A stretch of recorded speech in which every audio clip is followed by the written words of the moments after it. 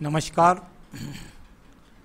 मेरे सामने यहाँ पर एक 35 वर्षीय व्यक्ति का हाथ है और इनकी वर्तमान की स्थिति क्या चल रही है उन सभी रेखाओं के बारे में मैं बताऊंगा और अंत में जाकर के सारी रेखाओं को पढ़ करके उनका जो फल होता है उस फल को बताऊंगा। यहाँ पर यदि मैं आपकी कनिष्ठा उंगली को देखता हूँ तो इसकी लंबाई बहुत ही सुंदर स्वरूप है, यानी आप बुद्धिमान व्यक्ति हैं, आप धैर्यशाली व्यक्ति हैं। वर्तमान स्थिति के अंदर आपके मानसिक पर्व पर एक राहु रेखा है, यानी कि थोड़ा सा आप मन से व्यथित हैं, थोड़ा दिमाग से इस समय परेशान है। कोई बहुत बड़ी बात नहीं है, पर इतना ही समझ लीजिए कि जैसे सामान्य व्यक्ति चिंतित रहता उसी प्रकार से आप चिंतित हैं। यहाँ पर व्यवहार के अगर बारे में बात करता हूँ, व्यवहारिक पर्व पर भी जब जब ये माइनस रेखाएं बहुत कम संख्या में होती हैं तो इनको आकस्मिक रेखाओं के रूप में जाना जाता है। यानी कि जैसे जैसे कहते हैं भाई जो देश काल पात्र में व्यक्ति रहता है तो थोड़ा बहुत मानसिक चिंताएं भी रहती हैं, थोड़ा बहुत व्यवहार में परिवर्तन भी होता रहता है, अपने आप को सही स्थिति में पेश नहीं कर पाता, कभी क्रोधित भी हो जाता है और साथ ही साथ आर्थिक स्थिति भी बहुत ज़्यादा मजबूत यहाँ पर नहीं है, उसके लिए चिंता है।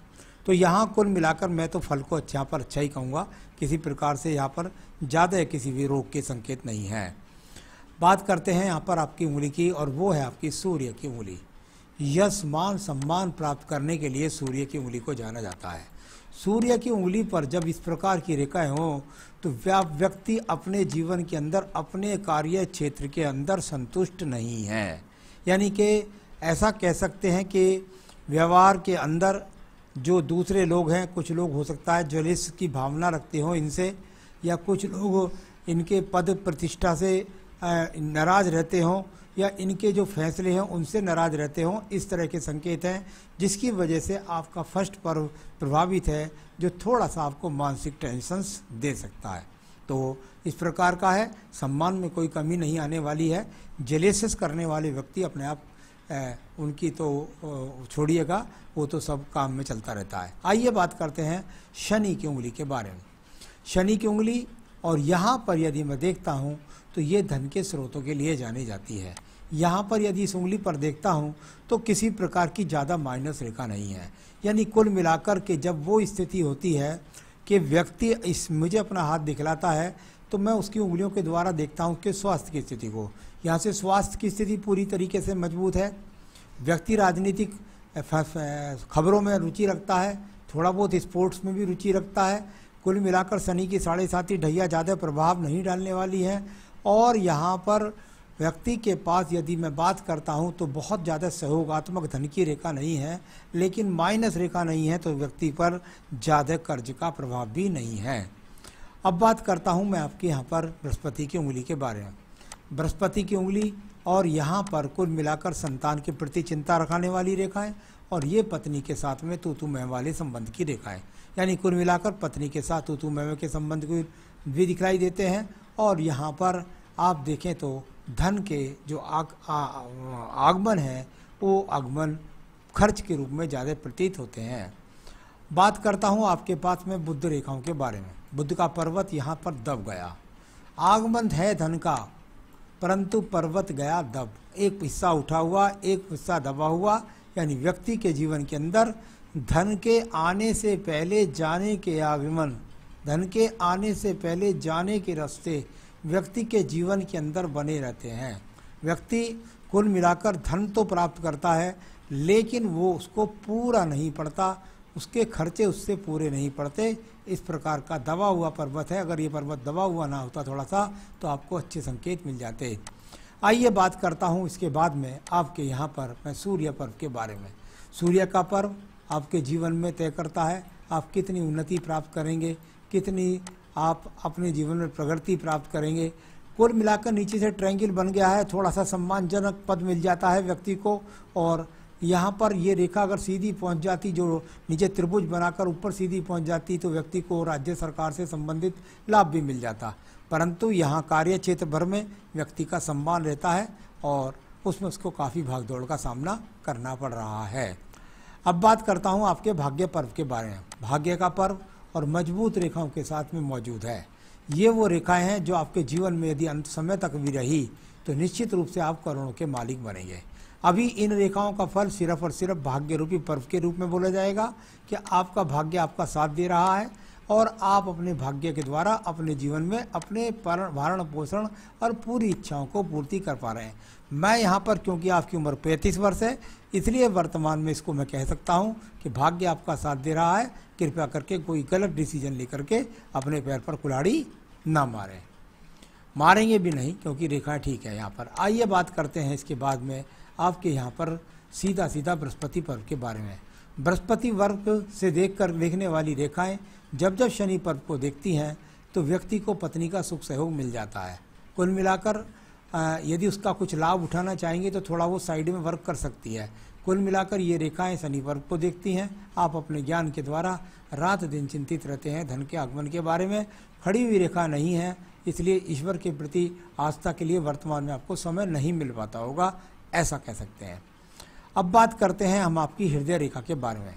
हृदय रेखा, और यदि आप इसको देखेंगे तो ये अच्छी रेखाएं हैं। इससे कुछ रेखाओं का आगमन नीचे की तरफ गिरता है, यानी कैसी भी स्थिति है आप दूसरों के लिए फिर भी अपने मन से काम कर देते हैं। कोई दूसरा हेल्प के लिए आता है तो आप उसके लिए खड़े हो जाते हैं। बात कर लेते हैं आपके मंगल पर्व के बारे में। मंगल पर्व कर्म रूपी रेखाओं के लिए जाना जाता है। इससे निकलने वाली रेखाएं जब जब व्यक्ति के हाथ के अंदर मंगल रेखा को यानी आयु रेखा को भी काट कर चलती हैं तो व्यक्ति के इस समय पर संघर्ष बन जाता है। यानी ये संघर्ष बनने वाली रेखाएं काफ़ी आपके जीवन में दिखाई देती हैं। आप मेहनत करते हैं और उसके लिए भागदौड़ भी करते हैं, लेकिन यहाँ ये रेखाएं काट कर भाग्य रेखा को भी काटती हैं, आयु रेखा भी काटती हैं। लगातार संघर्ष आपके जीवन के अंदर बना हुआ है। अब बात करता हूँ मैं आपकी बुद्धि रेखा के बारे में। बुद्धि रेखा, और यदि आप जाकर देखेंगे तो इसमें से एक रेखा उठ करके सीधा बुध पर्व की तरफ भी टर्न होगी। यहाँ टर्न होगी ऊपर की तरफ जा करके, और साथ ही साथ पहुँचेगी, इसमें से शाखाएं निकल करके जा रही हैं। ये तो है कर्म रूपी रेखा, जो मेहनत के साथ आप जुड़ना चाहते हैं कि किसी तरीके से मेहनत करूं और धन के साधनों को बढ़ाऊं। दूसरी रेखा ये यहाँ है, दिमाग से योजना बना रहे हैं और योजना पर कार्यान्वित करने की प्रयास करते हैं। और यहाँ ये आपकी बुद्धि रेखा है, जो मंगल से मंगल तक रेखा जाती है। उसका अधिकतर इन्वॉल्वमेंट नौकरी के लिए जाना जाता है।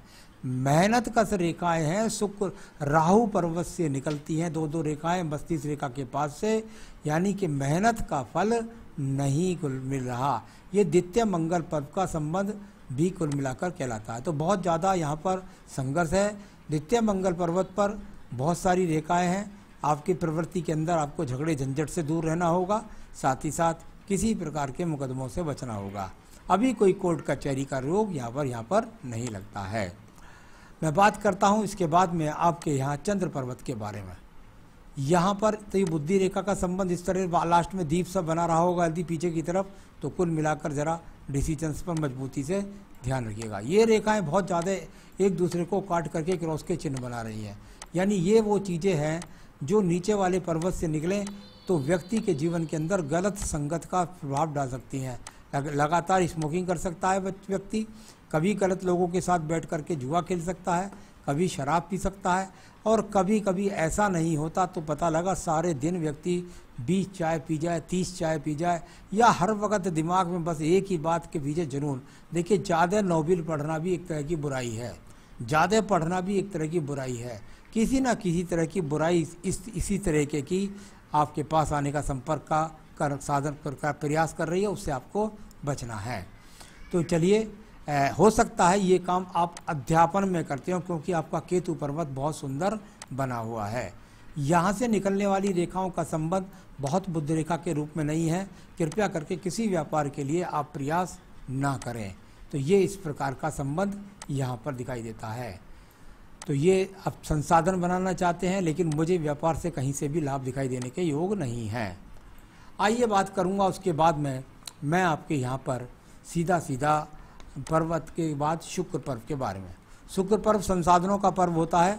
संसाधनों के पर्व की यदि बात करता हूँ तो सामान्य सा संसाधन पर्वत कुछ दबा हुआ, यानी जो सामान्य रूप से व्यक्ति के पास संसाधन होते हैं वो आपके पास हैं। बहुत ज़्यादा लग्जीरियस जीवन और लग्जीरियस हाथ यहाँ पर नहीं है। अब बात करता हूँ मैं आपकी भाग्य रेखा के बारे में। भाग्य रेखा पर मुझको 2-3 जगह दिखलाऊंगा आपको। देखिए, यदि आप इस हस्तरेखा के अंदर अपनी भाग्य रेखा को देखेंगे तो लगभग 28 वर्ष से लेकर के 35 वर्ष तक एक जबरदस्त दीप बना है। ये दीप 28 वर्ष से लेकर के 35 वर्ष तक जब ये दीप व्यक्ति के जीवन में बना है तो ये 35वें वर्ष में आप चल रहे हैं, यानी पिछले समय में आपने बहुत संघर्ष किया।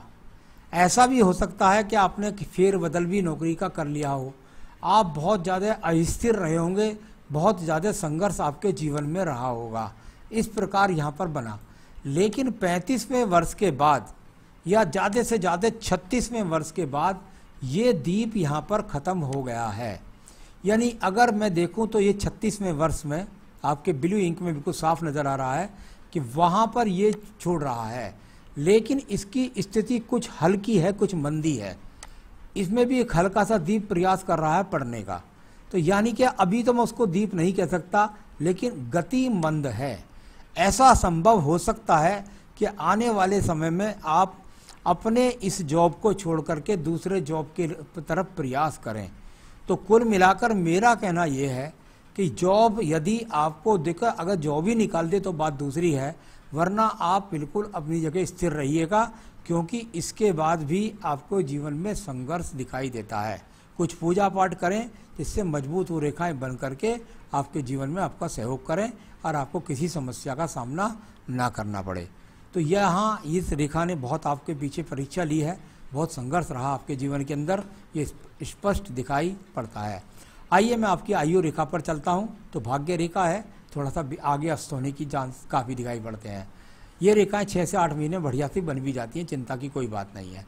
यहाँ पर यदि मैं देखता हूँ तो बीच बीच में प्रगति की रेखाएं आपके पास हैं, यानी धीरे धीरे उठने वाली रेखाएं, प्रगति की रेखाएं आपको समय समय पर मिलती रही है।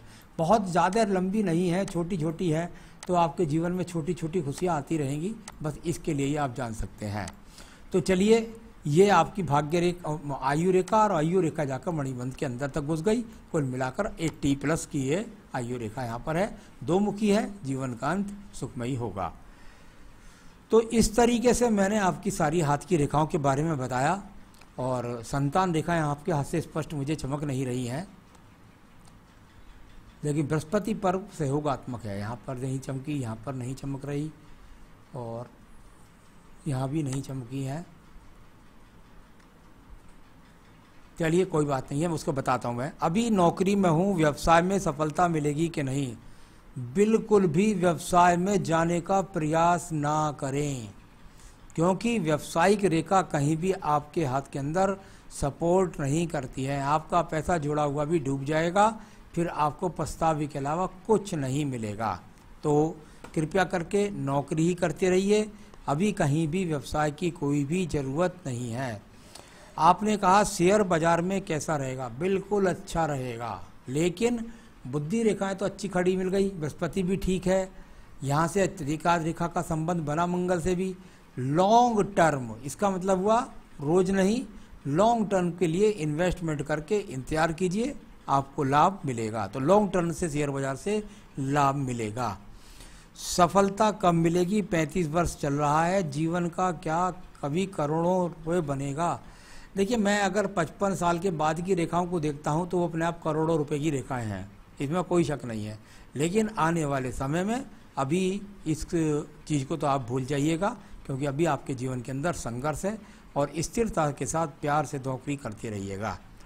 बीवी के साथ हमेशा संबंध खराब रहते हैं, बृहस्पति पर्व से भी नज़र आया है। यहाँ पर यदि मैं देखता हूँ तो यहाँ भी ये क्रोसिस चिन्ह जो बन जाते हैं इस प्रकार से, ये भी संबंधों में खराबी, लेकिन तलाक के योग कहीं से कहीं तक भी नहीं है। एक बेटी है 6 साल की, क्या दूसरी संतान होने का योग है? आपका बृहस्पति तो ठीक लगता है, संतान रेखा दिखती नहीं, लेकिन पत्नी की हाथ से रिश्ता रहेगा। लेकिन फिर भी मुझे लगता है कि आने वाले 2 साल में आपको संतान का योग है। अध्यात्म के क्षेत्र में कहाँ तक जा सकता हूँ? अध्यात्म के लिए बृहस्पति का योग सबसे बेहतरीन माना जाता है। बृहस्पति और केतु दोनों पर अच्छे खासे ठीक ठाक चिन्ह है। मैं समझता हूँ आने वाले समय में अगर आप अध्यात्म में गहराई से जुड़ेंगे तो निश्चित रूप से अध्यात्म के द्वारा आप अपने जीवन के अंदर उस क्षेत्र के द्वारा कुछ धन भी कमा सकते हैं। यानी कि उसकी क्लासेस अगर आप सुबह को जोड़ेंगे तो उससे भी कुछ स्रोत के आत्म बन सकते हैं, क्योंकि आध्यात्म की गहराई में जाने की आपके पास रेखाएं मौजूद हैं। तो इस तरीके से मैंने आपके सभी सवालों का जवाब दिया। आपने मूंगा पहन रखा है, आपने मोती पहन रखा है, बिल्कुल सही सजेस्ट किया है किसी ने, लेकिन उसका ज़रा ध्यान रखिएगा, यदि वो दोनों रतन आपके 5 साल से ज़्यादा हो गए हैं तो कृपया करके ओरिजिनल मोती ही और ओरिजिनल मूंगा ही आप पहनिएगा। आपको मिल जाए तो ठीक है, नहीं मिले तो आप मुझसे संपर्क कीजिए। 5 साल से ज़्यादा हो गए हों तो इसका आपके एनर्जी खत्म हो जाती है, उसका लाभ मिलना बंद हो जाता है। पूजा में आपको सिर्फ संकट नाशन गणेश स्रोत का पाठ करना है और साथ ही साथ आपको आदित्य हृदय स्रोत का पाठ करना है। संकट नाशन गणेश स्रोत पढ़िए, आदित्य हृदय स्रोत पढ़िए, आपके जीवन में आपको तरक्की मिले, यही मेरी शुभकामनाएं हैं। नमस्कार।